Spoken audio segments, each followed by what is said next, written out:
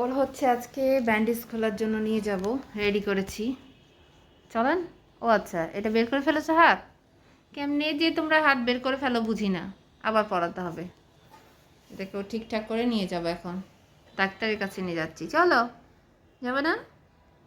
ভাল লাগে না? কিছু ভালো লাগে না?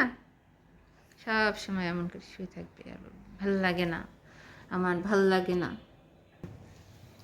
এবার হয়েছে, চলেন উঠো, চলো চলো চলো। আজকে নাবিলা যাবে সঙ্গে, চলো।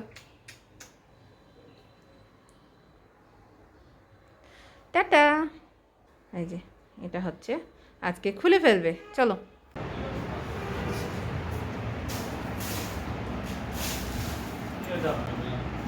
ওই যে প্লাস্টারটা খুলবো। আওয়াজ করছে, হ্যাঁ আওয়াজ করছে, ব্যথা পাচ্ছে তো তাই। ওরে বাবা,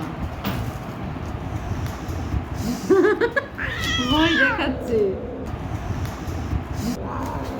পিকুর মতো করছে। ধরে থাকো,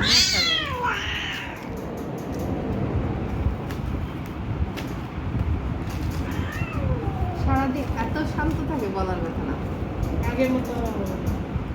আর এই যে এগুলো ডাকগুলো যে জানে মনে হয়। ভয় লাগছে,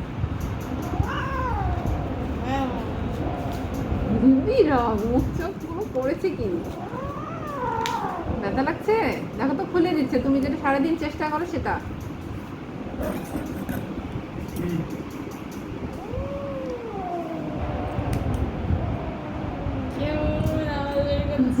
চেহারা দেখলে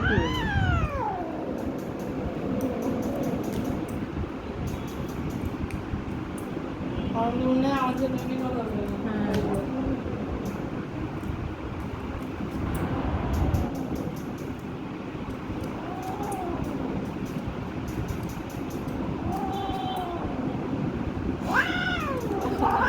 আচ্ছা আচ্ছা আচ্ছা আচ্ছা, আস্তে আস্তে, হ্যাঁ। কিছু হয়নি বাবা, কিছু হয়নি। এই লাগছে দেখো।